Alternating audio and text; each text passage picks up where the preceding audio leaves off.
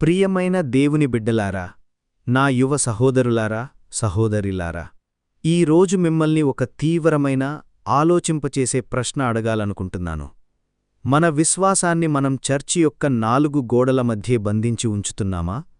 మన చుట్టూ ఉన్న పొరుగువారు కన్నీళ్లతో ఒంటరితనంతో కుమిలిపోతుంటే మనం పట్టించుకోకుండా ఆదివారం ప్రార్థనలతో సరిపెట్టుకుంటున్నామా? బాగా వినండి.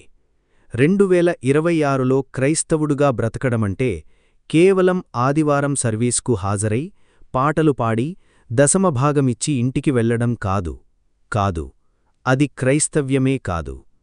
నిజమైన క్రైస్తవ్యం ఎక్కడుందో తెలుసా? మీ ఇంటి ఎదురుగా ఉన్న వీధిలో ఉంది. మీ పొరుగున ఉన్న ముసలివారు ఒంటరిగా ఉన్న ఇంటిలో ఉంది. భవిష్యత్తు కోసం కంగారు పడుతున్న యువకుని కళ్లలో ఉంది. దేవుని బిడ్డలారా, ఈ కాలంలో మన చుట్టూ జరుగుతున్న ఆటోమేషన్, టెక్నాలజీ వల్ల మనుషుల మధ్య దూరం పెరిగిపోతోంది. లోకం ఒక రకమైన కరువుతో బాధపడుతోంది. అది బియ్యం కరువు కాదు, డబ్బు కరువు కాదు, అది ప్రేమ కరువు, దయ కరువు. యెషయా గ్రంథం 1వ అధ్యాయం 17వ వచనంలో దేవుడు స్పష్టంగా చెబుతున్నాడు, కీడు చేయుట మానుడి, మేలు చేయుట నేర్చుకొనుడి, న్యాయమును వెదకుడి. మీరు మీ సమాజంలో క్రీస్తు యొక్క హస్తాలుగా మారడానికి సిద్ధంగా ఉన్నారా? ఆయన పాదాలుగా మారడానికి సిద్ధంగా ఉన్నారా? మీరు కేవలం వాక్యం వినేవారు మాత్రమే కాదు, వాక్యం ప్రకారం జీవించేవారు, పనిచేసేవారు కావాలి.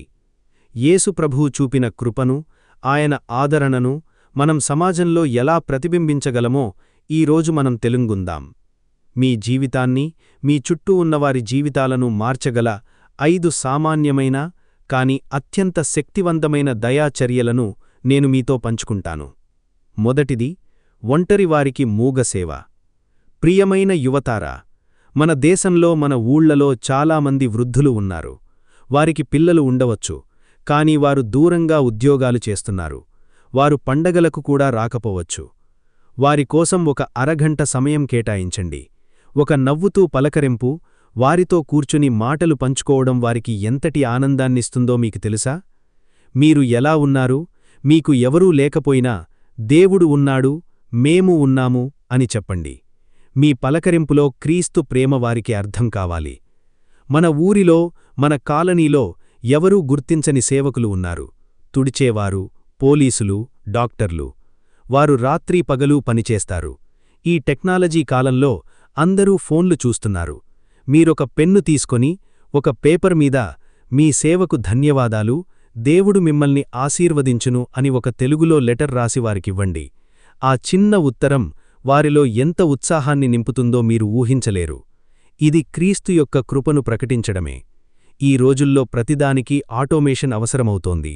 బిల్లులు కట్టాలన్నా, టిక్కెట్లు బుక్ చేసుకోవాలన్నా ఫోన్ ద్వారానే జరుగుతోంది. పాపం, వృద్ధులకు ఇది పెద్ద సమస్య. మీరు యువకులు, టెక్నాలజీ మీకు తెలుసు. వారికి కనీసం ఒక బేసిక్ టెక్ సపోర్ట్ ఇవ్వండి. తాత్తా, బిల్లు ఎలా కట్టాలో నేను చూపిస్తా అని చెప్పండి. వాళ్లకి కావాల్సిన చిన్న చిన్న సాయం చేయడం కూడా క్రీస్తు ప్రేమను ప్రకటించడమే. రెండవది, మన చుట్టూ ఆర్థికంగా, సామాజికంగా ఒత్తిడితో నలిగిపోతున్నవారున్నారు. వారు ఒత్తిడితో కుమిలిపోతుంటే నీకోసం ప్రార్థన చేస్తున్నాము అని చెప్పి ఊరుకోవడం కాదు. ఈ రోజుల్లో యంగ్ పేరెంట్స్ లేదా సింగిల్ పేరెంట్స్ పిల్లల్ను పెంచడం ఎంత కష్టమో మీకు తెలుసా? పాపం, వాళ్లకి కొంచెం కూడా విశ్రాంతి దొరకదు. యువతీ యువకులారా, ఒక శనివారం లేదా ఆదివారం ఒక 2 గంటలు మీరు ఆ పిల్లల్ని చూసుకోండి.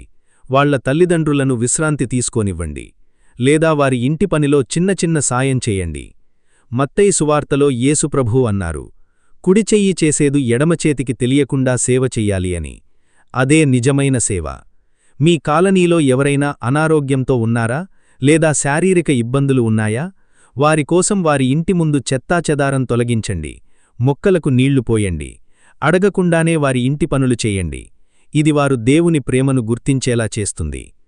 కొన్నిసార్లు ప్రజలకు కావాల్సింది సలహాలు కాదు, కేవలం వారి బాధ వినే ఒక చెవి.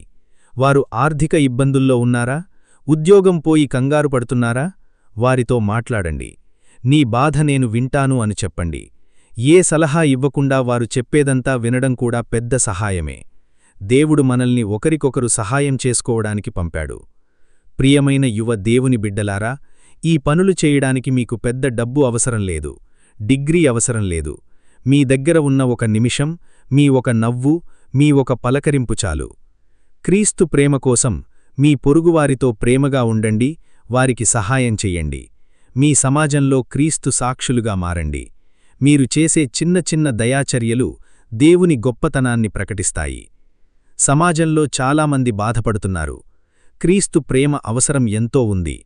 మన చుట్టూ ఉన్నవారికి సహాయం చేయడం ద్వారా మనం క్రీస్తు ప్రేమను ప్రకటించగలం. మీ సాక్ష్యాన్ని కేవలం చర్చిలోనే కాదు, మీ సమాజంలో కూడా నిరూపించండి. దేవా, మా యువతారా సామాన్యుల జీవితాలను మా ప్రేమాపూర్వకమైన పనుల ద్వారా ఎలా మార్చాలో వారికి నేర్పించండి. వారు మీ ప్రేమను సమాజంలో పంచగల సాక్షులుగా మారడానికి సహాయం చేయండి. ఆమేన్. ప్రియమైన యువతారా, దేవుడు మిమ్మల్ని ఆశీర్వదించును. ఈ చిన్న చిన్న దయాచర్యలు మీ జీవితాన్ని కూడా మారుస్తాయి. మీ సమాజంలో క్రీస్తు ప్రేమను పంచండి. దేవుడు మిమ్మల్ని గొప్పగా వాడుకునును.